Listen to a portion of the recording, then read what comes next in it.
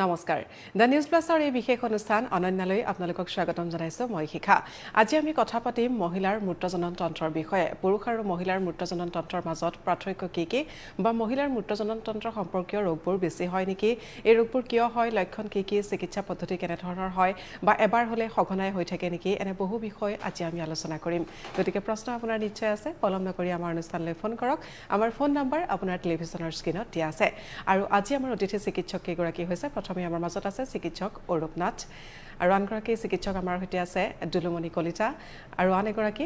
Doctor Sumit কাব্ৰা আপোনালোক আটাইকে আমাৰ অনুষ্ঠানলৈ স্বাগতম জনাইছোঁ প্ৰথমে অৰূপ নাথ আপোনাৰ কাষলৈ আহিছোঁ আমি যেহেতু কৈছোঁ মহিলা আৰু পুৰুষৰ মূত্ৰজনন তন্ত্ৰ পাৰ্থক্য কি থাকে বা একেই নেকি প্ৰথমে জানিব বিচাৰিছোঁ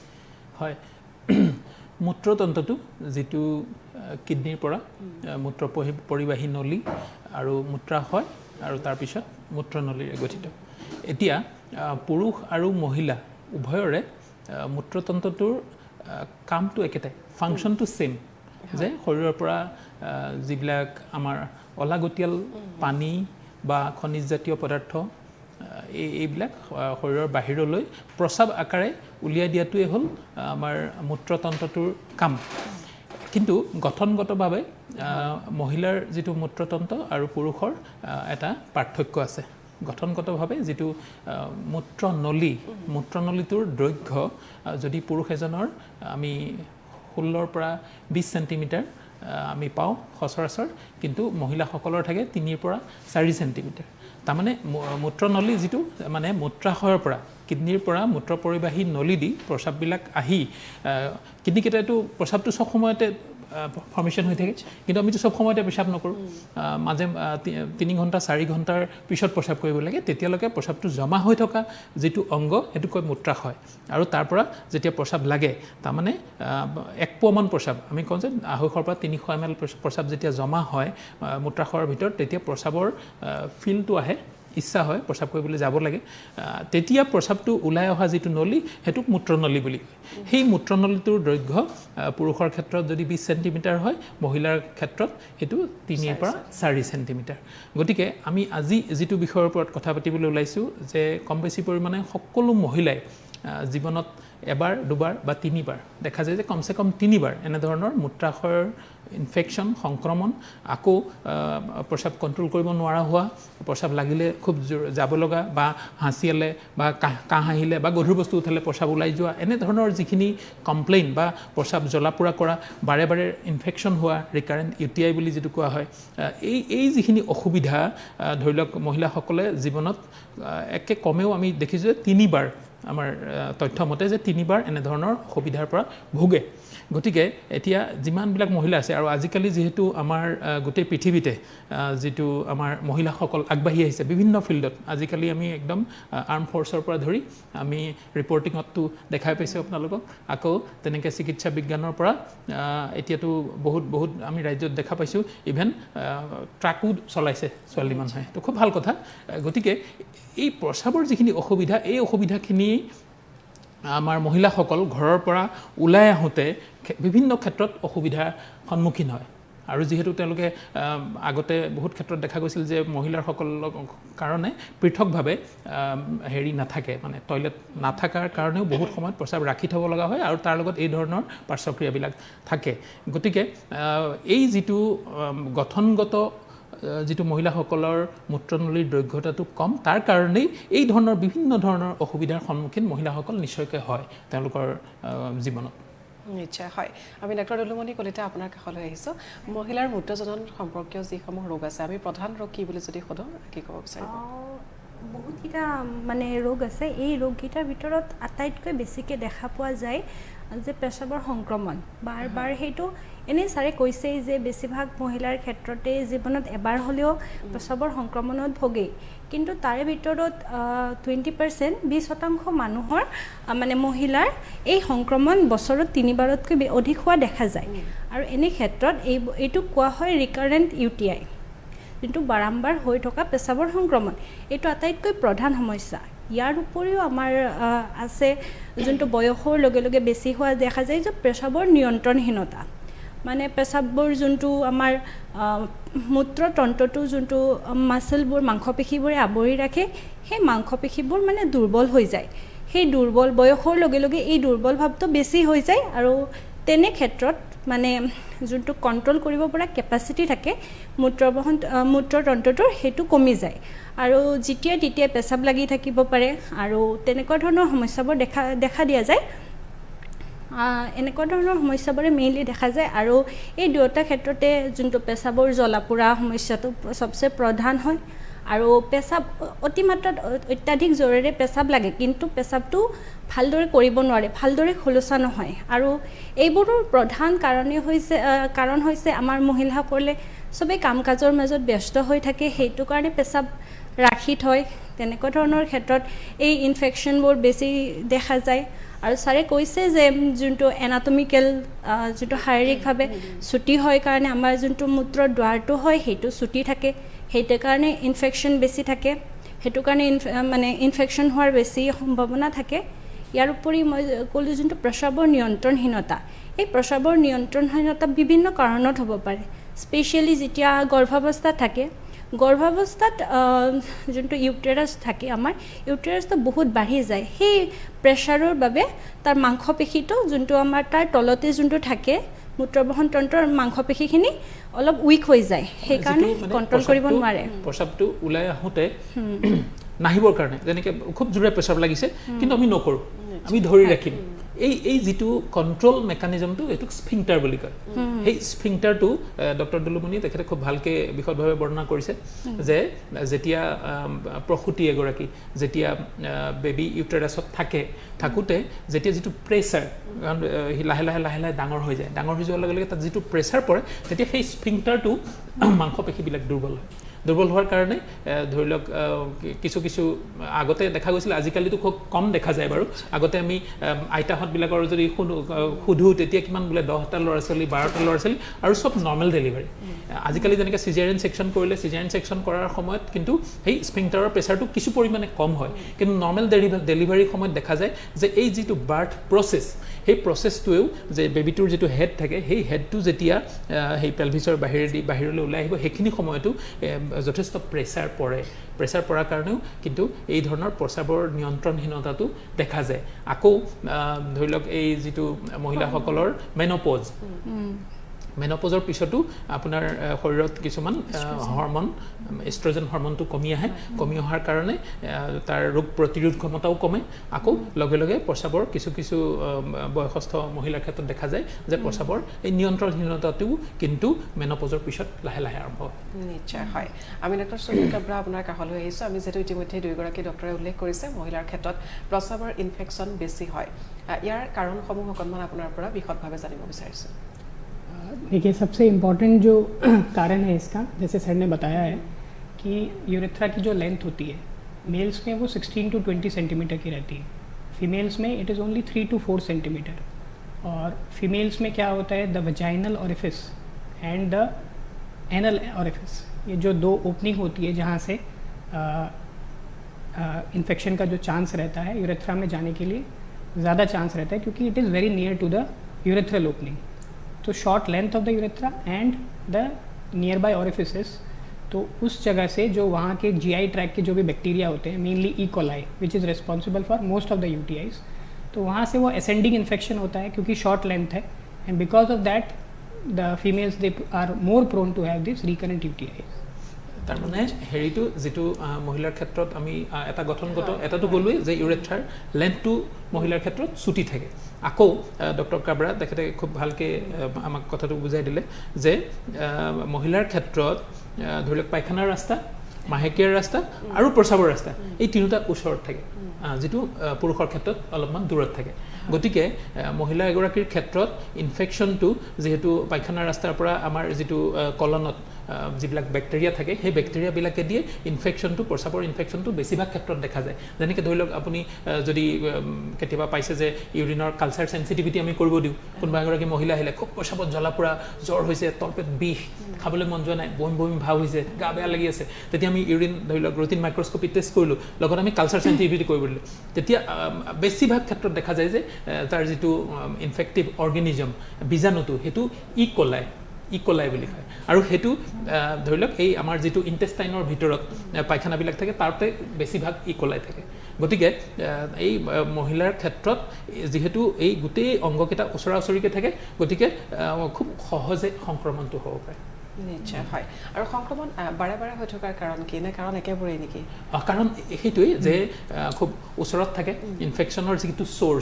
চ'ৰ্চটো যদি ওচৰত থাকে তেতিয়াহ'লে আপোনাৰ বাৰে বাৰে ইনফেকশ্যন হৈ থাকিলে আকৌ মহিলা এগৰাকীৰ ধৰি লওক কেতিয়াবা জীৱনশৈলীৰ পৰিৱৰ্তন দৰকাৰ হয় ধৰি লওক যদি খুব মেদবহুলতা আছে আকৌ এনেকুৱা কিছুমান প্ৰফেশ্যন থাকে যে খুব ইচ্ছা কৰিলেও গৈ পেলাই প্ৰস্ৰাৱ কৰিব পৰা নাই প্ৰস্ৰাৱবিলাক ভিতৰত জমা হৈ আছে যেতিয়া প্ৰস্ৰাৱটো জমা হৈ থাকে মানে প্ৰস্ৰাৱটোৱে এটা ফ্লাছ হিচাপে কাম কৰে যে যদি যেতিয়া বীজাণুবিলাক ওপৰলৈ সংক্ৰমণ হ'ব বিচাৰে বাহিৰৰ পৰা তেতিয়া তাক যেতিয়া পেচাবটো ওলাই আহে এই ফ্লাছ কৰি দিয়ে পুৰুষৰ ক্ষেত্ৰত এই 20 সেন্টিমিটাৰ যাওঁতে যিমান সময় লাগিব মহিলাৰ সেই 3 সেন্টিমিটাৰ যাওঁতে কম সময় লাগিব কিন্তু মহিলাসকলে আকৌ প্ৰস্ৰাৱটো ধৰি লওক এটা যদি কণ্ডিচিভ এনভাইৰনমেণ্ট নাপায় য'ত প্ৰস্ৰাৱ কৰিব পাৰি কেতিয়াবা আকৌ বহুত মহিলাৰ এনেকুৱা থাকে খুব চাকচিক য'তে ত'তে নকৰোঁ মই এনেকুৱা খুব ভাল চাফা লাগিব গতিকে তেনেকুৱা অসুবিধাৰ কাৰণে কেতিয়াবা প্ৰস্ৰাৱটো দীঘলীয়াকৈ ৰাখি থৈ দিয়ে এতিয়া প্ৰস্ৰাৱৰ মূত্ৰ নলীৰ চাইজটো চুটি আকৌ প্ৰস্ৰাৱটো বহুত সময় ধৰি ৰাখিছে মানে ফ্লাছ মেকানিজমটো কামেই কৰা নাই গতিকে বীজাণুটো লাহে লাহে ওপৰলৈ সোমাই আহিব পাৰে গতিকে মহিলাৰ ক্ষেত্ৰত আকৌ যেতিয়া হেৰিৰ পিছত মেনপ'জৰ পিছত আপোনাৰ শৰীৰত যেতিয়া হৰম'নটো কমি গ'ল তেতিয়াও ৰিকাৰেণ্ট বাৰে বাৰে ইনফেকশ্যনটো হৈ থাকিব পাৰে নিশ্চয় হয় ইয়াৰ মাজতে এটা প্ৰশ্ন মোৰ মনলৈ আহিছে আপুনি যিহেতু উল্লেখ কৰিছে যে মহিলা খুব চিকচাক য'তে ত'তে নকৰে য'তে ত'তে নকৰাটো আচলতে ভাল নে বেয়া বাৰু এতিয়া কথাটো হ'ল যে যদি প্ৰস্ৰাৱটো লাগিছে আৰু ভিতৰত যেতিয়া প্ৰস্ৰাৱবিলাক জমা হৈ যেতিয়া থাকিব যেনেকৈ বন্ধ পানী অলপ সোনকালে লেতেৰা হয় কিন্তু আপুনি চলি থকা পানীটো দেখিব চাফা হৈ আছে গতিকে বেছি সময় বন্ধ হৈ থাকিব আৰু যেতিয়া সেই ফ্লাছ মেকানিজমটো কাম নকৰিব সেই বেক্টেৰিয়াবিলাক ওপৰলৈ উঠি যাবলৈ সহায় হ'ব গতিকে বহুত দীঘলীয়াকৈ পেচাবটো ৰাখি থোৱাটো ভাল কথা নহয় বা য'তে ত'তে কৰিলেও ইনফেকশ্যন হোৱাৰ সম্ভাৱনা থাকে নেকি বাৰু বেক্টেৰিয়াটো যদি তাত টাচ নহয় যদি তাত যদি টাচ নহয় তেতিয়াহ'লে তাৰ পৰা আহিব নোৱাৰে পৰিৱেশটো যদিও অলপ ভাবিছে যে অলপমান লেতেৰা হ'ব পাৰে কিন্তু তাত যদি বহি পেলাই কৰা নাই প্ৰস্ৰাৱ তেতিয়াহ'লে আহিব নোৱাৰে কেতিয়াবা সেই মাজতে আমি হেৰিত দেখিলোঁ মই এটা নিউজ পেপাৰ এখন চাই থাকোঁতে দেখিলোঁ যে আমাৰ যিসকল মহিলা কনিষ্টবল তাত দেখা গৈছে যে তেওঁলোকে বিভিন্ন বস্তু ফাইট কৰিব লাগে আৰু তাত কৈছে যে কেতিয়াবা দীঘলীয়াকৈ প্ৰস্ৰাৱ কৰিব লাগিলেও ক'ত কৰিব যদি তেওঁ এটা ট্ৰেফিক পইণ্টত আছে তেওঁ প্ৰস্ৰাৱ কৰিবলৈ ক'ত যাব এতিয়া মানে মহিলাসকলে নিশ্চয়কৈ এই প্ৰস্ৰাৱৰ সুবিধাৰ কাৰণে বিভিন্ন কৰ্মক্ষেত্ৰত থাকোঁতে অসুবিধাৰ সন্মুখীন নিশ্চয়কৈ হয় আৰু তেতিয়া আপোনাৰ প্ৰস্ৰাৱটো দীঘলীয়াকৈ যদি ৰখাই থৈ দিছে তেতিয়াহ'লে এই সংক্ৰমণ আৰু লগত এই ধৰণৰ অসুবিধাবিলাক এই মাত্ৰ 2 দিন আগত এগৰাকী মহিলা আমাৰ এই ভঙাগড়ত এডভান্স ইউৰল জেন কিডনি ডিজিজ চেণ্টাৰত আমাৰ যিটো ইভিনিং ক্লিনিক তাতে আহি মানে তেওঁ দুখ কৰিছে কান্দিছে চকু পানী টুকিছে যে মোৰ কিয় হৈ আছে ডক্টৰ মই বছৰত 2-3বাৰকৈ মই ডক্টৰৰ ওচৰলৈ আহিব লাগে মোৰ কামৰ পৰা আহিবলৈও দিগদাৰী কিন্তু মোৰ ইমান অসুবিধা হয় গতিকে ৰিকাৰেণ্ট ইউৰিনেৰী ট্ৰেক্ট ইনফেকশ্যনটো ফিমেলৰ ক্ষেত্ৰত এটা খুব ডাঙৰ প্ৰব্লেম নিশ্চয় হয় আমি ডক্টৰ দুলুমণি আপোনাৰ কাষলৈ আহিছোঁ এবাৰ যদি আমাৰ এনে ধৰণৰ সমস্যা হয় গোটেই জীৱন হৈ থকাৰ সম্ভাৱনা থাকে নেকি হয় এবাৰ হ'লে তেনেকুৱা ধৰণৰ সমস্যা হোৱাৰ সম্ভাৱনা থাকে কাৰণ মহিলাসকল প্ৰণ হয় মানে UTI ইনফেকশ্যন হোৱাৰ ছাৰে ক'লে ইতিমধ্যে গোটেই কাৰণ বিষয়ে কোৱা হৈছে মহিলাসকলৰ যোনটো লাজ ভাৱ সেইটো মেইন প্ৰধান কাৰণ হ'ল যেনেকৈ য'তে ত'তে নকৰে বা আমাৰ আই মাতৃসকলেও এনেকুৱা ধৰণৰ কামৰ ব্যস্ততাৰ মাজত ইমানেই নিজকে পাহৰি পেলাই যে বাথৰুম যাব লাগে সেইটোও পাহৰি যায় বা নিজকে এইখিনি মই কাম কৰি লওঁ তাৰ পাছত বাথৰুমত যাম তেনেকুৱা ধৰণৰ বহুত হৈ থাকে ইয়াৰ উপৰিও যদি আমাৰ যেনেকৈ শৌচ কৰিবলৈ গ'লেও মানে এনেকুৱা ধৰণৰ থাকে বহুত পেচাব শৌচ এইবোৰ ৰাখি থোৱাটো হেবিট হয় কাৰণ এনেকুৱা ধৰণৰ কামৰ মাজেৰে গাঁৱৰ ফালে কয় যে এইবোৰ কৰাৰ পাছত আকৌ গা ধুব লাগে বা তেনেকুৱা ধৰণৰ সময় পোৱা নাই ৰাখি থৈ দিওঁ টাইম লাগিব মই ভাত বনাই আছোঁ এতিয়া মই যদি বাথৰুম যাওঁ আকৌ ভৰি হাত ধুই আহিলে মোৰ ভাজিখন জ্বলি যাব তেনেকুৱা ধৰণৰ তেনেকুৱা ধৰণৰ আৰু আমাৰ আজিকালিতো বেছিভাগ 50%তকৈ অধিক মহিলাই কামৰ মাজত ব্যস্ত থাকে সেই কামত থকা সময়তো আমাৰ বাবে সদায় এনেকুৱা ধৰণৰ নাথাকে মই নিজেও কৈছোঁ মানে সদায় সেনেকুৱা এনভাইৰনমেণ্ট নাথাকে যেনেকৈ ল'ৰা মানুহে য'তে হ'লেও কৰিব পাৰে বাট ছোৱালী মানুহৰ ক্ষেত্ৰত অলপমান থাকে সেইটো কাৰণে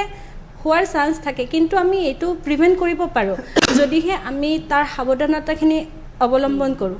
আৰু এটা কথা আছে যোনটো আমাৰ মাহেকীয়াৰ সময়ত যদি আমি ভালদৰে হাইজিনটো মেইনটেইন নকৰোঁ তেনে ক্ষেত্ৰত মানে এইটো হোৱাৰ সম্ভাৱনা বহুত বেছি হয় ইনফেকশ্যনটো কাৰণ হয় মূত্ৰদ্বাৰটো ডাঙৰ হৈ যায় আৰু সেইখিনি সময়ত যদি আমি বহুতে কয় চেনিটেৰী নেপকিন ইউজ কৰিব নালাগে বা তেনেকুৱা সেনে ক্ষেত্ৰত ইনফেকশ্যনটো অহাৰ বহুত বেছি সম্ভাৱনা থাকে আৰু সেইকাৰণে এই যিখিনি পিৰিয়ডৰ সময়খিনি বা যিখিনি জনন ক্ষমতা সেইখিনি সময়ত UTI হোৱাৰ চান্স বহুত বেছি থাকে তো সেইটো কাৰণে মানে বাৰ হোৱাৰ সম্ভাৱনা থাকে কিন্তু আমি ইয়াক নিয়ন্ত্ৰণ কৰিব পাৰোঁ যদি আমি উচিতভাৱে তাৰ গোটেইখিনি ভালদৰে মানি চলোঁ নীতি নিয়মখিনি নিশ্চয় হয় ডক্টৰ ক্ৰপাৰ আপোনাৰ কাষলৈ আহিছোঁ এতিয়া জানিব বিচাৰিছোঁ যে এনে ৰোগত আক্ৰান্ত নহ'বলৈ মহিলাসকলে কি সাৱধানতা অৱলম্বন কৰিব লাগিব বা গ্ৰামাঞ্চলৰ যিসকল মহিলাৰ কথা কৈছে তেওঁলোকক কিদৰে এৱাৰনেছ আমি গঢ়ি তুলিব পাৰোঁ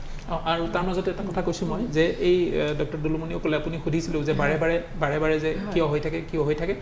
এটাটো আমি ক'লোঁ গঠনগত অসুবিধা এটা হ'ল বৃত্তিগত বুলি ক'ব পাৰিম আমি বৃত্তিগত আৰু এটা হ'ল যে লগত যদি কিছুমান বেমাৰ থাকে যেনেকৈ ডায়েবেটিছ যদি থাকে তেতিয়া আপোনাৰ ইনফেকশ্যনৰ চান্সটো বাঢ়ি যাব আকৌ যদি খুব বেছি মেদবহুলতা থাকে তেতিয়াও ইনফেকশ্যনৰ চান্সটো বাঢ়ি যাব গতিকে এই ধৰণৰ অসুবিধাবিলাক যিবিলাক কণ্ট্ৰল কৰিব পৰা যায় যদি কণ্ট্ৰল কৰিব পাৰে তেতিয়াহ'লে এই যে বাৰে বাৰে হৈ থাকে সেইটো কিছু পৰিমাণে যদি কাৰণটো সেইটো হয় তেতিয়াহ'লে যদি চুগাৰটো ভালকৈ কণ্ট্ৰল কৰিলোঁ তেতিয়াও কিন্তু কমি যোৱাৰ চান্স থাকিব যদি কিবা পাথৰৰ প্ৰব্লেম আছে তাক যদি আমি ট্ৰিটমেণ্ট কৰি দিলোঁ তেতিয়াও কণ্ট্ৰল হোৱাৰ চান্স থাকিব যদি খুব বেছি মেদবহুলতা আছে তেতিয়া শৰীৰৰ যদি ওজনটো কমাব পাৰি তেতিয়াও নিশ্চয়কৈ এই বাৰে হোৱাৰ পৰা এটলিষ্ট আমি কাৰণটো যদি আঁতৰাই দিব পাৰোঁ তেতিয়া বাৰে নহ'ব অকল আমি যদি ইউৰিনেৰী ট্ৰেক ইনফেকশ্যনটো আমি যদি কিবা এণ্টিবায়'টিক দিছোঁ বা কেতিয়াবা যদি আমি দূৰবীণ দি চাবও লাগে চিষ্টস্কপি বুলি এটা প্ৰচিডিঅ'ৰ এইবিলাক কৰিলে আমি সেই ইউৰিনেৰী ট্ৰেক ইনফেকশ্যন এপিচডটোৰহে ট্ৰিটমেণ্ট কৰিলোঁ আমি কাৰণটো কি চাব লাগিব যে মহিলাসকলে কি কাৰণত বাৰে হৈ আছে যে তেওঁ ব্যক্তিগতভাৱে তেওঁ এনেকুৱা হৈছে নেকি যে কোনোবা জেগাত গৈ বহুত দীঘলীয়াকৈ প্ৰস্ৰাৱ ৰাখি থ'ব লগা হৈছে বা তেওঁৰ চুগাৰৰ প্ৰব্লেম আছে নেকি মেদবহুলতা আছে নেকি এই কাৰণবিলাকো আমি চোৱাটো দৰকাৰ अवेयरनेस के लिए सबसे इम्पॉर्टेंट है कि पानी अच्छे से पीना है at least 2 to 3 litres of water per day और यूरिन को विथहोल्ड नहीं करना है जब भी आ रहा है जाके तुरंत करना है क्योंकि अगर वो रहेगा तो there will be more chances of infection apart from that perineal hygiene maintain करना बहुत ज़रूरी है उसमें ये है कि जब भी वॉशरूम जा रहे हैं तो उस टाइम पे पेरिनियल एरिया को अच्छे से क्लीन करना है and that too from front to back side अगर हम करेंगे तो जो भी बैक्टीरिया है वो पीछे की तरफ जा रहा है लेकिन अगर हम बैक से फ्रंट पे कर रहे हैं मान लीजिए तो बैक में जो इनल ओपनिंग है या जो वेजाइनल ऑरिफिस है वहाँ पे जो बैक्टीरिया रहेंगे वो यूरेथ्रल ओपनिंग जहाँ से हम पेशाब करते हैं वहाँ तक आने की चांसेस रहती है तो जब भी वाइप करना है या क्लीन करना है तो from front to back side हमें ये ध्यान रखना है अपार्ट फ्रॉम दैट जब मेंस्ट्रुअल साइकिल होती है जैसे डॉक्टर दुलुमणि कलिता ने बताया है कि उस टाइम पे proper use of sanitary pads पूरा हाइजीन मेंटेन करना है टाइट क्लोथ्स नहीं पहनने हैं because that will lead up to buildup of moisture ज़्यादा होगा वहाँ पे गीलापन रहेगा तो there will be more chances of infection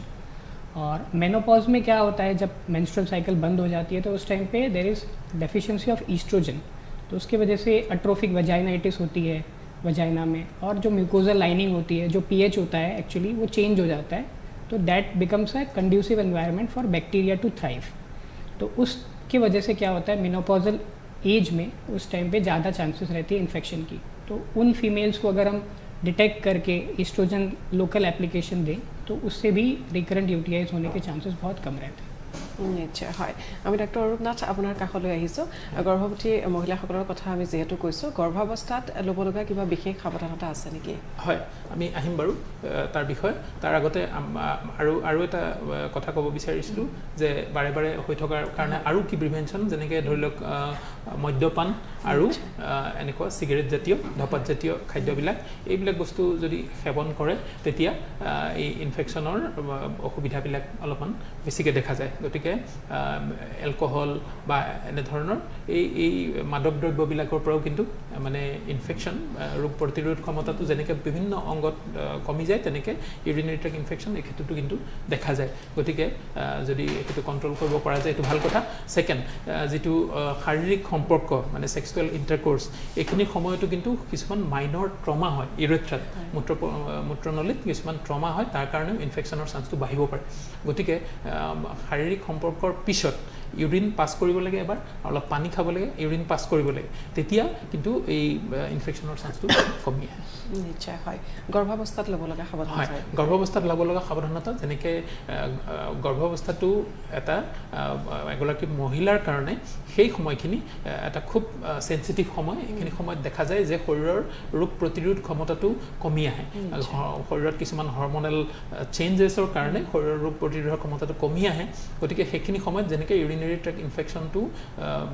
হ'ব পাৰে কেতিয়াবা যেনেকৈ এগৰাকী মহিলাৰ যিমান হয় ঠিক তেনেকৈ বা কেতিয়াবা হয়তো বেছিও হ'ব পাৰে গতিকে আমি কিছু ক্ষেত্ৰত দেখোঁ যে যদি তেওঁৰ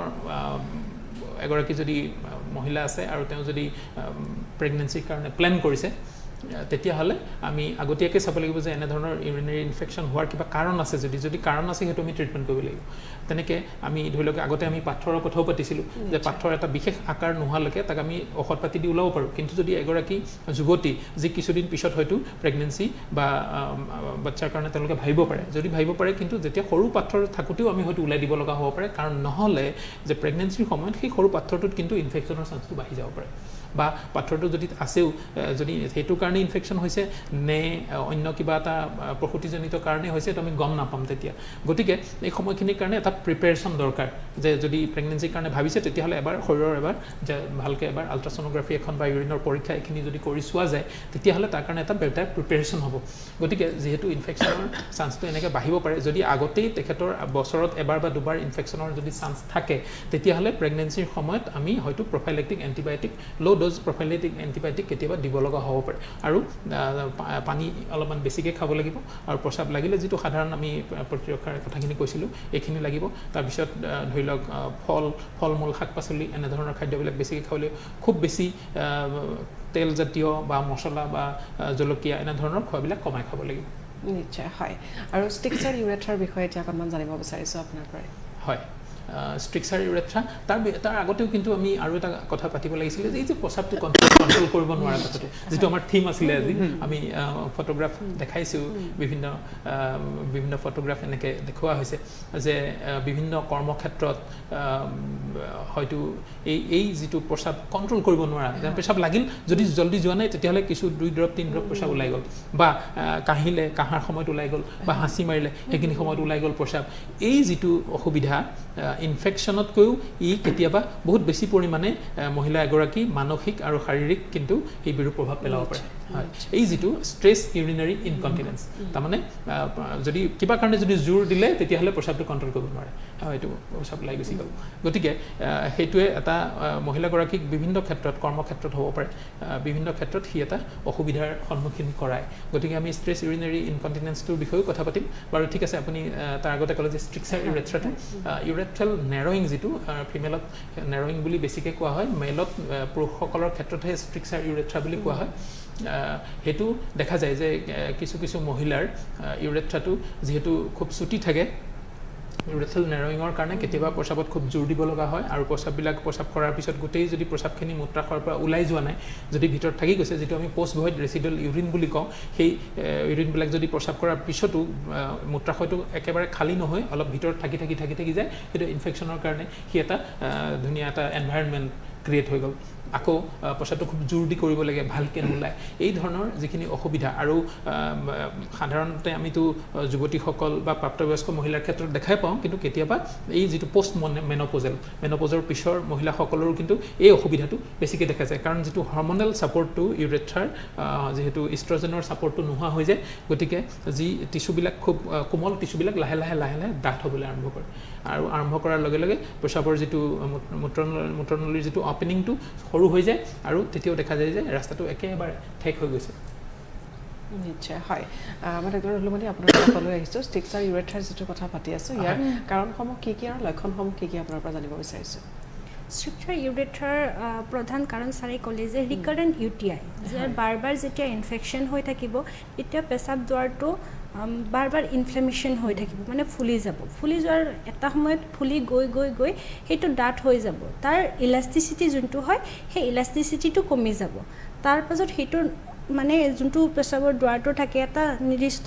বহল থাকে, সেই বহলটো কমি যাব। সেইটো প্ৰধান কাৰণ হ'ল। তাৰ পাছত আমাৰ হ'ব পাৰে যোনটো 50ৰ পিছত মহিলাৰ যোনটো মেন'পজৰ সময়ত মানে ইষ্ট্ৰজেনৰ অভাৱত ইষ্ট্ৰজেনে আমাৰ যোনটো ইলাষ্টিচিটি সেইটো মেইনটেইন কৰে। ইষ্ট্ৰজেন হৰম'ন কমি যায় তেতিয়া সেই ইলাষ্টিচিটিটো সেইটো কাৰণেও কমিব পাৰে, সেইটো কাৰণেও নেৰয়িং হ'ব পাৰে। আৰু ইয়াৰ উপৰিও আমাৰ কিছুমান ডাৰ্মাটলজিকেল ডিজিজ আছে, কিছুমান ছালৰ বেমাৰ, সেই ছালৰ বেমাৰে আমাৰ যোনটো মূত্ৰৰ দুৱাৰ সেইটোকো ইফেক্ট কৰিব পাৰে। সেইটো হৈও আমাৰ স্ট্ৰিকচাৰ ইউৰেথ্ৰা হ'ব পাৰে মহিলাৰ ক্ষেত্ৰত। এই স্ট্ৰিকচাৰ ইউৰেথ্ৰা হ'লে মেইনলি পেচাবৰ যোনটো জ্বলা-পোৰা লক্ষণসমূহলৈ আহি অকণমান সময়ৰ বাবে ৰ'ব লাগিব। প্ৰিয় দৰ্শক, আমাৰ এই বিশেষ অনুষ্ঠান অনন্যা অব্যাহত থাকিব, কিন্তু এইখিনিতে লৈ লৈছোঁ খন্তেক বাণিজ্যিক বিৰতি।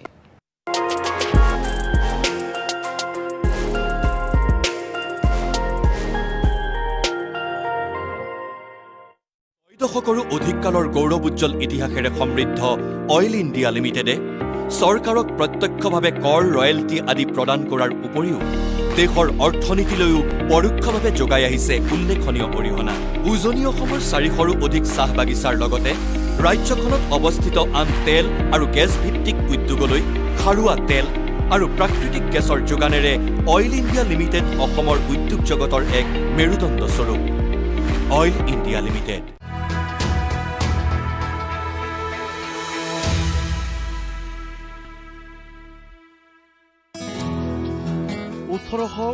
চনত নোবেল বঁটা বিজয়ী পদাৰ্থ বিজ্ঞানী এলবাৰ্ট আইনষ্টাইনৰ জন্ম। 1883 চনত জাৰ্মান সমাজ বিজ্ঞানী তথা মাৰ্ক্সবাদৰ প্ৰবক্তা কাৰ্ল মাৰ্ক্সৰ মৃত্যু। 1913 চনত প্ৰখ্যাত মালায়ালাম সাহিত্যিক SK পট্টেকাট্টৰ জন্ম। 1914 চনত তুৰস্ক আৰু ছাৰ্বিয়াৰ মাজত শান্তি চুক্তি স্বাক্ষৰিত।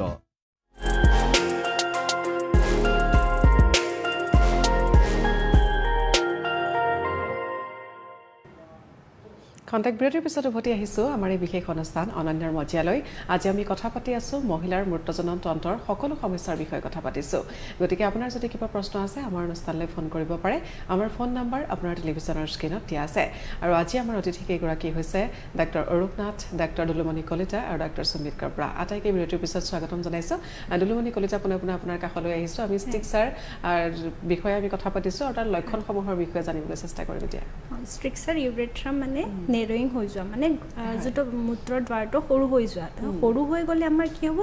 পেচাব ভালদৰে ওলাব নোৱাৰিব। পেচাবটো যোনটো ওলাব নোৱাৰাৰ বাবে তাৰ পেচাবৰ ইনফেকশ্যন হ'ব পাৰে। সেইকাৰণে পেচাবৰ জ্বলা-পোৰা সমস্যা হ'ব পাৰে। আৰু যিবোৰ বয়সীয়া মহিলা তেওঁলোকে বেছিভাগ সময় কৰিব যে পেচাবটো ভালদৰে অহা নাই, টুপ টুপকৈ পেচাব ওলাইছে, তেনেকুৱা ধৰণৰ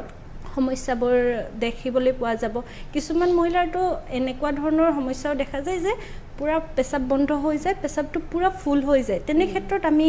মানে পেচাবৰ নলীটো মানে মেডিচিন দি প্ৰথমতে ট্ৰাই কৰিম, কিন্তু যদি ঠিক নহয় তেতিয়াহ'লে কেথেটাৰ দিব লাগিব, নহ'লে বা চাৰ্জিকেল পদ্ধতিৰ দ্বাৰা আমি ডাইলেটেশ্যন যোনটো মূত্ৰৰ দুৱাৰটো থাকে সেই মূত্ৰৰ দুৱাৰটো অকণমান বহলাই দিব লগা হ'ব পাৰে। তেনেকুৱা ধৰণৰ মেইনলি পেচাবৰ জ্বলা-পোৰা, পেচাব পৰি ভালদৰে পেচাবটো ক্লিয়াৰ নোহোৱা, পেচাব জোৰ দিব লগা হোৱা বা পেচাব বহুত জোৰকৈ লাগিব কিন্তু ভালদৰে ওলাই নাযাব, তেনেকুৱা ধৰণৰ সমস্যাবোৰে মেইনলি দেখিবলৈ পোৱা যায়। নিশ্চয় হয়। ডাক্তৰ সুমিত কবৰা, আপোনাৰ কাষলৈ আহিছোঁ। ইয়াৰ ট্ৰিটমেণ্টৰ বিষয়ে জানিব বিচাৰিছোঁ। এই সমস্যাৰ চিকিৎসা পদ্ধতি কেনেধৰণৰ হয়? Mainly we do not have any medical management. कोई मेडिसिन नहीं है जिससे हम स्ट्रक्चर यूरेथ्रा को फीमेल्स में ठीक कर सकते हैं। मेनली सबसे पहले हम कैलिब्रेट करके देखेंगे कि कैथेटर कितने फ्रेंच का जा रहा है। तो अगर वो 12 से ऊपर जा रहा है तो इट इज़ फाइन। अगर 12 से नीचे मतलब शी डेफिनेटली है स्ट्रक्चर यूरेथ्रा, तो उस केस में हम डायलेट कर सकते हैं। We have female urethral dilators, Hegar dilator हम बोलते हैं, उससे डायलेट कर सकते हैं। या फिर हम बक्कल म्यूकोजा जो रहती है क्योंकि बक्कल म्यूकोजा क्या है, वेट एनवायरनमेंट में रहती है, ओरल कैविटी में, और वहाँ पे जो हमारी यूरेथ्रा की लाइनिंग होती है वो भी वेट एनवायरनमेंट से एक्स्टम्ड है। तो हम बक्कल म्यूकोजा का एक पार्ट लेके जो नैरोइंग वाला पार्ट है यूरेथ्रा में, उसको हम रिप्लेस करके नया रास्ता बना सकते हैं। तो that is known as BMG augmentation urethroplasty. तो हम बक्कल म्यूकोजल ग्राफ्ट ऑगमेंट करके वहाँ से नया रास्ता बना सकते हैं। तो ये एक डेफिनेटिव प्रोसीजर होता है जिससे ऑलमोस्ट 95 to 100% रिजल्ट्स मिलते हैं। নিশ্চয় হয়। আৰু ডাক্তৰ অনুপ্ৰাথ এই চিকিৎসা পদ্ধতিটো কিমান দীঘলীয়া হয়, কিমানমান সময়ৰ প্ৰয়োজন হয়? হয়, এটা কথা এইখিনিতে মই ক'ব বিচাৰোঁ যে বহুতসকল মহিলা আহে, তেওঁলোকে আমাৰ ওচৰলৈ অহাৰ আগতে হয়তো আৰু আমাৰ ইউৰলজিৰ বিশেষজ্ঞ বা চাৰ্জিকেল বা মেডিচিন বিশেষজ্ঞৰ ওচৰলৈ তেওঁ এনেধৰণৰ অসুবিধাৰ কাৰণে গৈছে, হয় ৰিকাৰেণ্ট ইউৰিনেৰী ট্ৰেক্ট ইনফেকশ্যনৰ কাৰণে হ'ব পাৰে, বা নহ'লে প্ৰস্ৰাৱৰ যিটো অসুবিধা, এই যিটো ষ্ট্ৰিকচাৰ, আৰু তাৰ কাৰণে ধৰি লওক বিভিন্ন ঠাইত হয়তো তেওঁ আগতেও এবাৰ দুবাৰ ৰাস্তাটো সিস্টোস্কোপি বুলি এটা প্ৰচিডিউৰ হয় আৰু সহজভাৱে উপলব্ধও হয়, ইউৰলজিষ্টে কৰে, কেতিয়াবা শল্য চিকিৎসকেও কৰে, কেতিয়াবা গাইনিকলজিষ্টেও কৰে। সিস্টোস্কোপি কৰি আমি প্ৰস্ৰাৱৰ মূত্ৰনলীটো যিটো ডাইলেটেশ্যন বুলি কওঁ, যিটো আমাৰ ডক্টৰ কাবৰাই ক'লে যে এইটো হ'ল প্ৰথম পৰ্যায়ৰ পদ্ধতি। এতিয়া বহুসকল মহিলা আহে, তেওঁলোকে যে মই আগতে কৰিছোঁ, এবাৰ বছৰত 1 বছৰ আগতে কৰিছিলোঁ, 6 মাহ আগতে কৰিছিলোঁ, আকৌ হৈছে, মই গোটেই জীৱন কৰি থাকিব লাগিব নেকি? আগতে তেনেকুৱা ঠিক আছিল যে এই যিটো অসুবিধা সেইটো ৰিকাৰেণ্ট হয়। আমি এবাৰ যদি এই কেলিব্ৰেশ্যন যিটো ক'লোঁ যে আমি এটা মেচিন দি ৰাস্তাটো অলপমান বহলাই দিলোঁ, কিছুদিন পিছত সি লাহে লাহে আকৌ চাপ খাই গ'ল, আকৌ বহলাই দিলোঁ, আকৌ চাপ খাই গ'ল। গতিকে এটা খুব বেয়া এক্সপিৰিয়েঞ্চ হয় মহিলাগৰাকীৰ যে 6 মাহত যদি এবছৰত গৈ গৈ যদি ৰাস্তাটো বহলাই থাকিব লগা হ'ল। গতিকে এতিয়া ডক্টৰ কাবৰাই যিটো নতুন টেকন'লজিৰ কথা ক'লে যে বাকেল মিকোচেল গ্ৰাফ্ট ইউৰেথ্ৰোপ্লাষ্টি, মুখৰ ভিতৰৰ যিটো কোমল ছালটো আছে, সেই ছালটো আনি ইউৰেথ্ৰা আগতে পুৰুষসকলৰ ক্ষেত্ৰত কৰা গৈছিলে ষ্ট্ৰিকচাৰ ইউৰেথ্ৰাৰ কাৰণে, আৰু সেইটো খুব ভাল ৰিজাল্ট পোৱা গৈছে। মানে বাকী যিবিলাক কনভেনশ্যনেল টেকনিক আছে তাতকৈ এই বাকেল মিকোচেল গ্ৰাফ্ট ইউৰেথ্ৰোপ্লাষ্টি এই বিশেষ অস্ত্ৰোপচাৰ পদ্ধতিটোৰ খুব ভাল ৰিজাল্ট আহিলে, আৰু তেতিয়া দেখা গ'ল যে ফিমেলৰ ক্ষেত্ৰতো এই পদ্ধতিটো ব্যৱহাৰ কৰিব পাৰি নেকি, আৰু সেইটো কৰা গ'ল। আৰু এতিয়া দেখা গৈছে যে আমাৰ যিবিলাক আমাৰ গৱেষণামূলক ট্ৰিটমেণ্ট হয় আৰু সেইবিলাকৰ পৰা যিবিলাক গৱেষণা পত্ৰ ওলায়, সেইবিলাকত দেখা গৈছে যে ফিমেলৰ ক্ষেত্ৰত এই যিটো ৰিকাৰেণ্ট ষ্ট্ৰিকচাৰ ইউৰেথ্ৰা, যিটোৰ কাৰণে বাৰে বাৰে ডাইলেটেশ্যন কৰি থাকিব লগা হৈছিলে, সেই ধৰণৰ ট্ৰিটমেণ্ট এতিয়া আমাৰ ডক্টৰ সুমিত কাবৰা, তেখেতে নিজে খুব অভিজ্ঞ এই ক্ষেত্ৰত, এই মুখৰ ভিতৰৰ যিটো ছাল দি পেলাই মহিলাসকলৰ ক্ষেত্ৰতো যদি কৰা যায়, তেতিয়াহ'লে সেইটো ডেফিনেটিভ ট্ৰিটমেণ্ট হ'ব, আৰু তেতিয়া হয়তো বাৰে বাৰে তেওঁ আকৌ পৰৱৰ্তী পৰ্যায়ত বাৰে বাৰে সেইটো আকৌ ডাইলেট কৰি নাথাকিব লাগিব। মানে ধৰি লওক এটা ডেফিনেটিভ ট্ৰিটমেণ্ট যিটো আগতে নাছিল, সেইটো এতিয়া উপলব্ধ হৈছে, আৰু সেইটো আমাৰ তাতে উপলব্ধ, আৰু ডক্টৰ কাবৰা তেখেতে বিশেষভাৱে অভিজ্ঞ এই বিশেষ পদ্ধতিটোৰ কাৰণে। নিশ্চয় হয়। আৰু কোনো শল্য চিকিৎসা বা সন্তান প্ৰসৱৰ পিছত মহিলাৰ প্ৰস্ৰাৱৰ ওপৰত নিয়ন্ত্ৰণটো বেছিকৈ হেৰুৱাবলৈ লয় নেকি বাৰু? হয়, কথাটো আমি পাতিছিলোঁৱেই যে যদি যিটো সন্তান হোৱাৰ যিটো পদ্ধতি, লেবাৰ প্ৰচেছ, সেই প্ৰচেছটোত যিটো শিশুটিৰ যিটো মূৰটো থাকিলে, এই মূৰটো যেতিয়া পেলভিছৰ মাজেদি পাৰ হৈ আহে, তেতিয়া সেই স্ফিংটাৰ যিটো প্ৰস্ৰাৱটো কণ্ট্ৰল কৰাৰ যিখন আমি ক'ব পাৰোঁ যে সাধাৰণভাৱে দৰ্জাখন বন্ধ হ'ব লাগে, এতিয়া নোহোৱা হ'ল, কেলৈ তাৰ কব্জাটোত কষ্ট পাই গ'ল, তেনেকুৱা হয়। গতিকে সেই লেবাৰ প্ৰচেছটোত বাচ্ছাটোৰ মূৰৰ পৰা যিটো প্ৰেছাৰ পৰিব, সেই প্ৰেছাৰটোত কেতিয়াবা দীঘলীয়াকৈ হয়, অবষ্ট্ৰাক্টেড লেবাৰ বুলি কয়, কেতিয়াবা সেই প্ৰচেছটো বহুত দীঘলীয়া হ'ব পাৰে। যদি এগৰাকী প্ৰথমবাৰৰ কাৰণে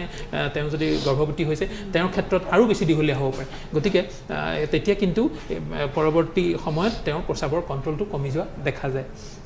গতিকে এতিয়া যিহেতু বেছিভাগ ক্ষেত্ৰত প্ৰসৱবিলাক চিজাৰিয়ান ছেকশ্যনৰ দ্বাৰা হয়, গতিকে তাৰ কাৰণে এইটো এটা সম্ভাৱনাটো কমিছে। কিন্তু যিহেতু গৰ্ভাৱস্থাটো ইউটেৰাছৰ পৰা যিটো প্ৰেছাৰ পৰে তাৰ কাৰণেও হ'ব পাৰে, বয়সৰ কাৰণে হ'ব পাৰে, মেন'পজৰ কাৰণে হ'ব পাৰে, বিভিন্ন কাৰণত হৈও কিন্তু এই প্ৰস্ৰাৱৰ যিটো কণ্ট্ৰলটো কমি যোৱা পৰিলক্ষিত হয়। নিশ্চয় হয়। মই ডাক্তৰ দলুমণি আপোনাৰ কাষলৈ আহিছোঁ। আমি প্ৰস্ৰাৱ অনবৰতে লিক হৈ থকাৰ যিটো সম্পৰ্কে কথা পাতিছোঁ, ইয়াৰ কোনো বয়স থাকে নেকি, নে যিকোনো বয়সৰ ব্যক্তিৰে এনে সমস্যা হ'ব পাৰে? এইটো যিকোনো বয়সৰ ব্যক্তিৰে হ'ব পাৰে, কিন্তু যিটো মেন'পজৰ সময়ত 50ৰ ঊৰ্ধত, 50 মানে 50 বা 40 বছৰ ঊৰ্ধৰ মহিলাসকলত এইটো বেছিকৈ দেখা দিয়া যায়। মই আগতে উল্লেখ কৰিছোঁৱেই, যেনেকৈ গৰ্ভাৱস্থা, কিছুমান বিশেষ অৱস্থাত এই নিয়ন্ত্ৰণহীনতাটো অলপ বেছিকৈ দেখা যায়। স্পেচিয়েলি বয়স বৃদ্ধিৰ লগে লগে আমাৰ যোনটো মাংসপেশীবোৰ দুৰ্বল হয় কাৰণে বেছিকৈ দেখা যায় আৰু লগতে গৰ্ভাৱস্থাত আৰু যেতিয়া নৰ্মেল ডেলিভাৰী হৈ থাকে নৰ্মেল ডেলিভাৰীৰ পিছত মাছলবোৰ বহুত উইক হৈ যায় তেনে ক্ষেত্ৰতো এইটো অকণমান বেছিকৈ দেখিবলৈ পোৱা যায় আৰু যেনেকৈ অবেচিটি এনেকুৱা ধৰণৰ ক্ষেত্ৰতো দেখিবলৈ পোৱা যায় সাধাৰণতে এই যোনটো পেচাবৰ নিয়ন্ত্ৰণহীনতা এইটো প্ৰতি 3গৰাকী মহিলাৰ 2গৰাকীৰ ক্ষেত্ৰত কম বেছি পৰিমাণে দেখা পোৱা যায় কিন্তু যিখিনি মই আজি ৰিস্ক ফেক্টৰৰ কথা ক'লোঁ সেই ৰিস্ক ফেক্টৰখিনি থাকিলে মানে বেছিকৈ হোৱা দেখা যায় আৰু কফি কোল্ড ড্ৰিংকছ চুগাৰৰ পৰিমাণ যদি বেছিকৈ থাকে তেতিয়াহ'লেও এই সমস্যাটো আৰু বেছিকৈ হোৱা দেখা যায় নিশ্চয় হয় ডাক্তৰ কাব্ৰা আপোনাৰ কাষলৈ আহিছোঁ এই যিটো সমস্যাৰ কথা পাতিছোঁ সঘনাই আমাৰ প্ৰস্ৰাৱ লিক হোৱা এইটো সম্পূৰ্ণ কিয়ৰ কৰিব পাৰি নে ইয়াক সদায় কণ্ট্ৰল কৰিহে থাকিব লাগে first of all we have lifestyle modifications जैसे कि अगर पेशेंट ओबीज है तो वेट रिड्यूस करना है उसके अलावा apart from that we have pelvic floor muscle exercises in the form of Kegels exercises तो वो एक्सरसाइज अगर कंसिस्टेंटली करते हैं तो over a period of time देखा गया है कि जो पेल्विक फ्लोर मसल्स वीक हुए हैं they regain their strength but it has to be done continuously for a period of minimum 3 months उससे पहले अगर वो पेशेंट आते हैं वापस से कि नहीं हमारा तो क्योर नहीं हो रहा है एक्सरसाइज से भी तो वी शुड नॉट लेबल कि इट इज़ अ फेलियर क्योंकि मिनिमम 3 months के बाद ही देखा गया है कि वो एक्सरसाइज इफ़ेक्टिव होती है उसके अलावा हमारे पास मेडिसिन हैं SUI के लिए एक्चुअली होता क्या है जनरली मेल्स में या तो फीमेल्स में या तो SUI होता है या फिर UUI होता है that is urgency urinary incontinence कि पेशाब इतनी ज़ोर से लगा है कि she has to immediately run off मतलब वो होल्ड नहीं कर पा रही हैं तो दोनों के कंपोनेंट मिक्स्ड रहते हैं जनरली নিশ্চয় হয় অকণমান ৰখাইছোঁ ফোন কলটি অপেক্ষা কৰি আছে লৈ লওঁ হেল্ল' হেল্ল' হেল্ল' হেল্ল' হয় আপুনি টিভিৰ ভলিউমটো কমাই লৈ প্ৰশ্নটো কৰক কি জানিব বিচাৰিছে হয় কওক অৰূপনাথ ছাৰে শুনি আছে আপুনি কৈ যাওক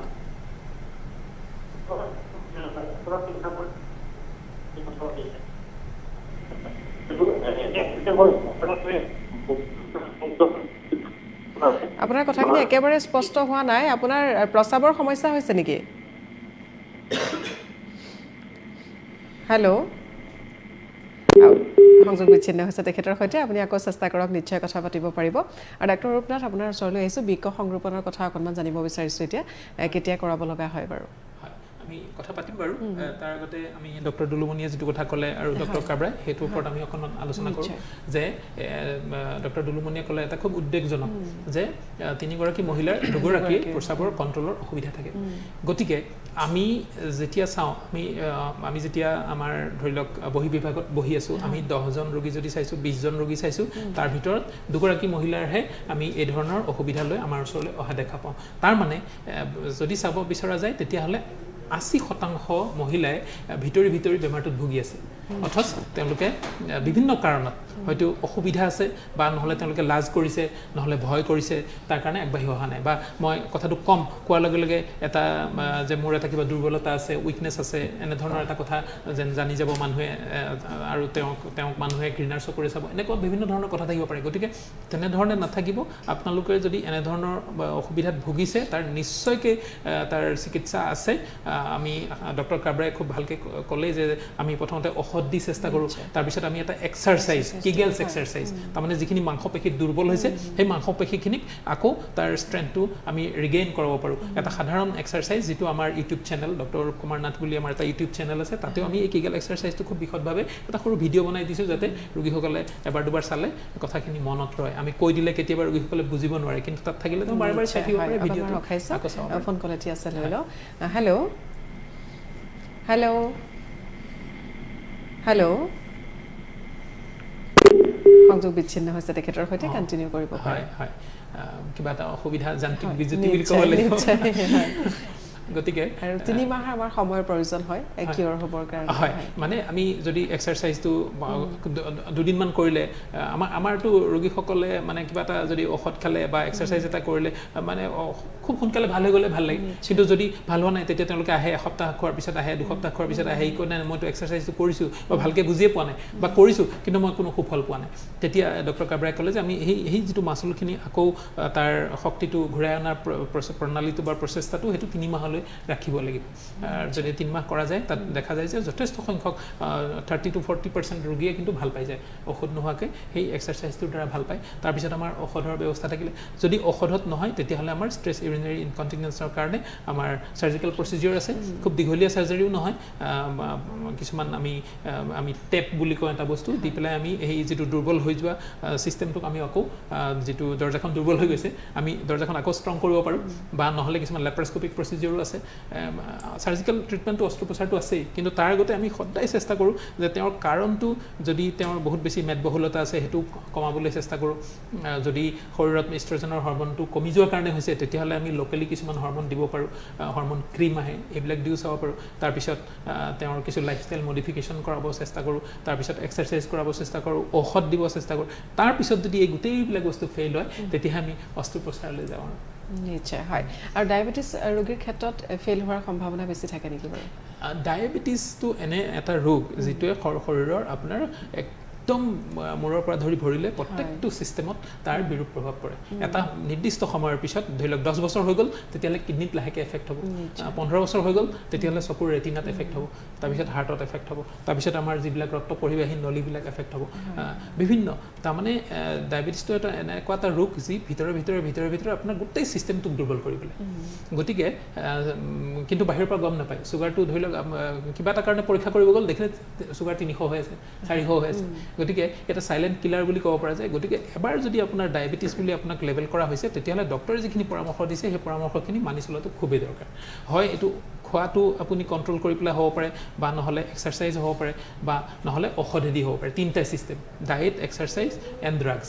এই যিকোনো ধৰণে আপুনি চুগাৰটো কণ্ট্ৰল কৰিব লাগিব কাৰণ ডায়েবেটিছ যদি আছে অকল প্ৰস্ৰাৱৰ বুলিয়ে নহয় শৰীৰৰ বিভিন্ন চব অংগবিলাকে দুৰ্বল কৰিব নিশ্চয় হয় আপোনাৰ ৰখাইছোঁ পুনৰবাৰ এটি ফোন কল আহিছে লৈ লওঁ হেল্ল' হয় আপুনি পৰিচয়টো দি প্ৰশ্নটো কৰক কি জানিব বিচাৰিছে নমস্কাৰ মই নিতুল কৈছিলোঁ কাৰ্বি আংলঙৰ পৰা হয় কওক মই জানিব বিচাৰিছিলোঁ অনুষ্ঠানটো চাই আছোঁ খুব ভাল হৈছে অনুষ্ঠানটো আৰু জনসাধাৰণ নিশ্চয়কৈ উপকৃত হ'ব হয় মই জানিব খুজিছিলোঁ মানে এতিয়াতো খুব ড্ৰাই চিজন আহিছে ফাগুন মাহ পৰিছে গতিকে মূত্ৰতন্ত্ৰৰ যিটো সংক্ৰমণ এইটো সংক্ৰমণ ৰোধ কৰিবৰ কাৰণে আমি ঘৰতে কি ব্যৱস্থা ল'ব পাৰোঁ আমি ডায়েটাৰী ৰেজিমেন কি ল'ব পাৰোঁ সেই সম্পৰ্কে মই জানিব খুজিছিলোঁ হয় খুব সুন্দৰ প্ৰশ্ন কৰিছে ধন্যবাদ জ্ঞাপন কৰিছোঁ উত্তৰৰ বাবে আমাৰ অনুষ্ঠান চাই থাকক ডক্টৰ অৰূপ নাথ আপোনাৰ পৰা জানিব বিচাৰিছোঁ ঘৰতে আমি কিদৰে সাৱধানতা অৱলম্বন কৰিম বা কি ব্যৱস্থা ল'ম হয় খুব খুব ভাল এটা প্ৰশ্ন যে এতিয়া যিটো গৰমৰ দিন আহি আছে গতিকে শৰীৰত আপোনাৰ পানীৰ পৰিমাণটো কমিব ডিহাইড্ৰেশ্যন হ'ব আৰু যদি আমি বাহিৰত ঘূৰিবলৈ গৈছোঁ তেতিয়াহ'লে খুব সোনকালে ঘাম ওলাব শৰীৰৰ পৰা পানীটো কমি যাব গতিকে প্ৰস্ৰাৱৰ জ্বলা-পোৰা সমস্যাটো নিশ্চয়কৈ বেছিকৈ হ'ব প্ৰস্ৰাৱটোৰ ঘনত্বটো বাঢ়িব গতিকে প্ৰস্ৰাৱ জ্বলা-পোৰা হ'ব ইনফেকশ্যনৰ চান্সো বাঢ়িব পাৰে গতিকে প্ৰথম কথাই হ'ল যে পানী নিৰ্দিষ্ট পৰিমাণে খাব লাগিব শৰীৰটোক প্ৰপাৰলি হাইড্ৰেট কৰি ৰাখিব লাগিব আকৌ তাৰ লগতে যিবিলাক ফল মূল শাক পাচলি এই বস্তুবিলাক যিমান পাৰি বেছিকৈ খাব লাগিব আৰু চাওক আমাৰ অলমাইটি বা ভগৱানৰ এটা ইমান ধুনীয়া ছিষ্টেম যে গৰমৰ দিন এতিয়া যিবিলাক আপুনি ফল মূল শাক পাচলি পাব চাব পানীৰ পৰিমাণ বেছি থাকে আপোনাৰ হেৰি ওলালে তৰমুজ ওলালে তাত পানী বেছি থাকিব আনাৰস ওলাব তাতো পানী বেছি থাকিব আম ওলাব তাতেও পানী বেছি থাকিব তাৰমানে আমাক প্ৰকৃতিয়ে কিন্তু যে প্ৰকৃতিৰ যদি আমি সন্তান বুলি আমি ভাবোঁ আমাৰ কাৰণে ভগৱানে বা প্ৰকৃতিয়ে ব্যৱস্থাটো কিন্তু লৈ থৈছে গতিকে আমি তাক বিচাৰি উলিয়াব জানিলেই হ'ল গতিকে খুব ভাল কথা সুধিলে যে পানীৰ পৰিমাণ বেছিকৈ খাব লাগিব আৰু অলপমান হ'লেও সময় ঠাণ্ডাত যদি দীঘলীয়াকৈ কাম কৰিছে কিছু সময় ঠাণ্ডাত আহি ৰেষ্ট ল'ব লাগিব শৰীৰটোক অলপমান ঠাণ্ডা কৰিব লাগিব তাৰপিছত ঘৰতে হোৱা ফল মূল শাক পাচলিবিলাক বেছিকৈ খাব লাগিব আৰু মা মছলাযুক্ত খাদ্য বেছি গৰম ধৰি লওক আৰু খুব বেছি ধৰি লওক মাছ মাংসবিলাক কমাই খাব পাৰিলে ভাল নিশ্চয় হয় ইয়াৰ মাজতে মই সুধিব বিচাৰিছোঁ যে অত্যাধিক এচিড থাকিলেও কিবা বিৰূপ প্ৰভাৱ পৰিব পাৰে নেকি এচিও যিহেতু আমাৰ পানীটো শুকুৱাই নিয়ে বুলি আমাৰ ধাৰণা এটা আছে এচিড আমি দেখা পাওঁ যে আপুনি যদি ফ্ৰিজত কিবা এটা বস্তু ৰাখি থৈ দিছে 2 দিনমান পিছত জাগিব যে সি লাহেকৈ লেৰেলি পেলাই তাৰ সেইটো নিশ্চয়কৈ হয়। কিন্তু তথাপি যে শীততাপ নিয়ন্ত্ৰিত যিটো কোঠা তাত থাকিলে আপুনি দেখিব, কিন্তু আদাৰৱাইজ যদি আপুনি অকল ফেন এখনৰ তলত যদি কাম কৰি আছে, আপুনি যদি 4 ঘণ্টা কাম কৰিব পাৰিছে ভাগৰ নলগাকৈ, আপুনি যদি এচিড কৰিছে আপুনি 6 ঘণ্টা বা 7 ঘণ্টা কৰিব পাৰে। কাৰণ আমাৰ শৰীৰটোক আপুনি খুব বেছি গৰম খুব বেছি ঠাণ্ডাত যদি দিয়ে তেতিয়াহ'লে তাৰ কৰ্মক্ষমতাটো কমি আহে। গতিকে এচি মানে এনেকুৱা নহয় যে খুব একদম কপি থাকিব লাগিব, তেনেকুৱা নহয়। কিন্তু যদি এটা কমফৰ্টেবল তাৰমানে 26 বা 27 ইমানখিনি যদি কৰি ল'ব পাৰি, আমাৰ শৰীৰৰ পৰা ঘাম যে ওলায়, ঘামটো ওলাওঁতে অকল পানী নহয়, তাৰ লগত আমাৰ ছডিয়াম পটাছিয়াম ইলেক্ট্ৰলাইট ক্লৰাইড এইবিলাক বিভিন্ন ধৰণৰ আমাৰ খনিজ পদাৰ্থবিলাকো শৰীৰৰ পৰা ওলাই যায়, যিটো কাৰণে আমাৰ খুব শৰীৰটো যেন খুব অৱসাদ এটা লাগে, কাম কৰিবলৈ মন নোযোৱা নিচিনা। গতিকে এচিড থাকিলে আপোনাৰ কাৰ্যক্ষমতাটো নিশ্চয়কৈ বাঢ়িব, কিন্তু যিমানে হ'লেও কিন্তু এইটো এটা আৰ্টিফিচিয়েল বস্তু। হয়, আৰু আমি এটা বৃক্ক সংৰোপণৰ কথালৈ অকণমান আহোঁ, কেতিয়া কৰিব লগা হয়? হয়, আমাৰ ডক্টৰ কাবৰা তেখেতে এই বৃক্ক সংৰোপণৰ কাৰণে খুব বিশেষভাৱে ট্ৰেইন আমাৰ advance urology and kidney disease আৰু ইনষ্টিটিউট অফ ইউৰলজি যিটো আমাৰ হ'বলৈ গৈ আছে, তাত আমি তেখেতক অলপ দিন আগতে ৱেলকাম কৰিছোঁ আমাৰ টিমত। গতিকে তেখেতৰ মুখৰ পৰাই আমি শুনো যে বৃক্ক সংৰোপণ কেতিয়া দৰকাৰ আৰু অসমত কি পৰ্যায়ত আছে। নিশ্চয় হয়, আমি সেই বিষয়ে জানিম, কিন্তু ফোন কল এতিয়া অপেক্ষা কৰি আছে, লৈ লওঁ। সংযোগ বিচ্ছিন্ন হৈছে, একো কোনো কথা নাই, পুনৰবাৰ আপুনি চেষ্টা কৰক, নিশ্চয় কথা পাতিব পাৰিব। ডক্টৰ কাবৰা আপোনাৰ কাষলৈ আহিছোঁ। देखा गया है कि एक्चुअली डायबिटीज़ और हाइपरटेंशन इतने रैम्पेंट हो गए हैं। Actually we are now the diabetes capital of the world, India. तो उसके वजह से over a period of time क्या होता है, डायबिटीज़ या हाइपरटेंशन की वजह से if they are uncontrolled over a period of time we have chronic kidney disease, जो एक स्टेज से दूसरे स्टेज में एंड फाइनली 5th स्टेज में जाके एंड स्टेज रीनल डिजीज़ होती है, जबकि डायलिसिस की रिक्वायरमेंट स्टार्ट हो जाती है। हम ये असेस करते हैं ग्लोमेरुलर फिल्ट्रेशन रेट से, जो कि जब क्रॉनिक स्टेज 5th स्टेज में हम पहुंचते हैं उसमें ये लेस देन 15 हो जाता है। तो हमारे जो बॉडी में जितने भी नाइट्रोजनस वेस्ट प्रोडक्ट्स हैं, जो भी हमारे बॉडी में कीटाणु जो हैं जिनको निकालना चाहिए बाहर, वो यूरिन के थ्रू बाहर किडनीज फिल्टर आउट करके निकाल देती हैं। लेकिन जब क्रॉनिक किडनी डिजीज़ में पेशेंट लैंड अप करता है, जब GFR लेस देन 15 हो जाता है, normally it is more than 90, तो किडनीज़ की वो क्षमता जो होती है वो कम हो जाती है। तो क्षमता कम होने के वजह से अब जो वेस्ट प्रोडक्ट्स हैं वो तो बिल्डअप हो रहे हैं, उनको निकालना ज़रूरी है, तो पेशेंट को डायलिसिस की ज़रूरत पड़ती है। Over a period of time क्या होता है, डायलिसिस करते करते 5 years 10 years down the line देखा गया है कि पेशेंट को अल्टीमेटली रीनल ट्रांसप्लांट की ज़रूरत पड़ती है। और उस केस में क्या होता है, जब हम ज़्यादा डिले करते हैं, सपोज़ एक पेशेंट को हमने 1 साल के बाद ट्रांसप्लांट किया जब वो डायलिसिस डिपेंडेंट था, और एक दूसरे पेशेंट को हमने 5 से 10 साल डायलिसिस पे रखा और उसके बाद ट्रांसप्लांट किया, तो जिसमें हम ज़्यादा वेट कर रहे हैं, ज़्यादा डायलिसिस हो रहा है पेशेंट का, उसमें मॉर्बिडिटी और मोर्टेलिटी